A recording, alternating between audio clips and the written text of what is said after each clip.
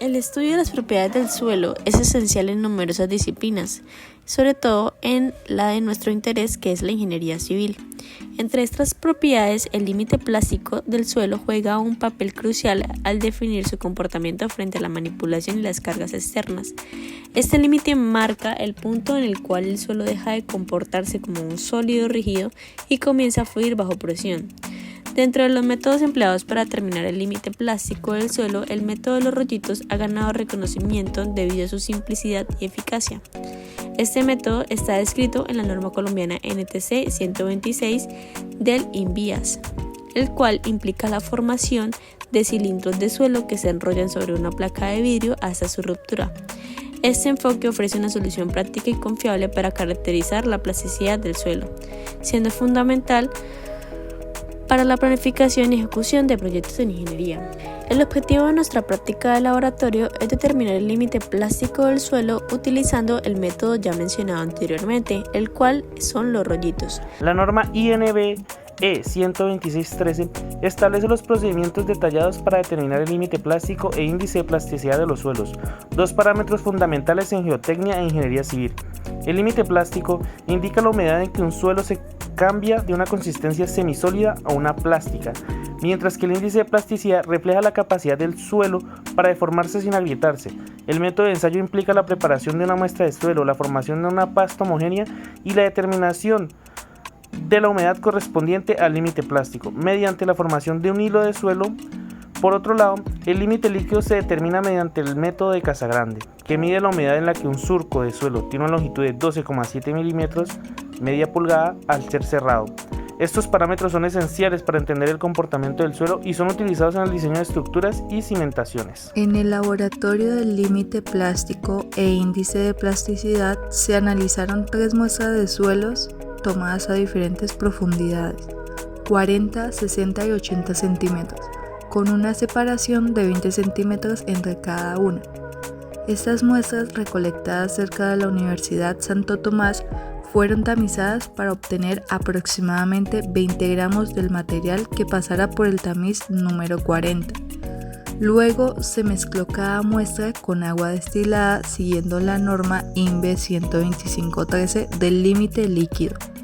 En el ensayo del límite plástico e índice de plasticidad se utilizaron elementos como el vidrio esmerilado y la espátula para obtener una consistencia homogénea y maleable. Luego se extrajo una porción de la mezcla y se realizaron rollos con un diámetro de 3.2 milímetros aproximadamente entre la palma de las manos. La mezcla debe agrietarse debido a la reducción del contenido de agua después de cumplir el requisito, el cual no debe tardar más de 2 minutos. Se repitió este proceso 2 veces para cada una de las 3 muestras. Se registraron los datos del peso del recipiente vacío y el peso del recipiente con los 5 gramos obtenidos de la mezcla para cada uno de los ensayos. Posteriormente, las mezclas se secaron en un horno a 110 grados durante 24 horas y se pesaron nuevamente. Al hallar la diferencia del peso antes y después del secado, se calculó el contenido de humedad que determina el límite donde el suelo deja de comportarse como semisólido y pasa a un estado plástico, y finalmente determinar el índice plástico con la diferencia numérica entre el límite líquido y el límite plástico del suelo. Para la realización de los cálculos presentaremos la tabla a continuación, donde inicialmente podemos ver el tipo de muestra, es decir, el estrato. Luego veremos el rango, es decir, si fue la primera o segunda muestra de cada estrato. El peso del plato, el peso húmedo más el peso del molde, es decir, antes de meterse al horno, el peso húmedo, el peso seco del molde, es decir, justo después de salir del horno, el peso seco y el porcentaje de humedad. Finalmente se realiza el promedio de los porcentajes de humedad para cada estrato, donde para todos y cada uno de ellos se obtuvo 20%. Es decir, este sería el límite plástico para cada uno de los estratos, 20%.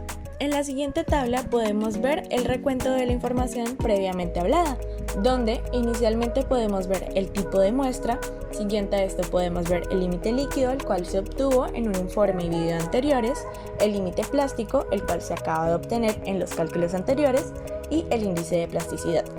Cabe recordar que el límite líquido debe ser siempre mayor al límite plástico, caso que se cumple en cada uno de nuestros estratos.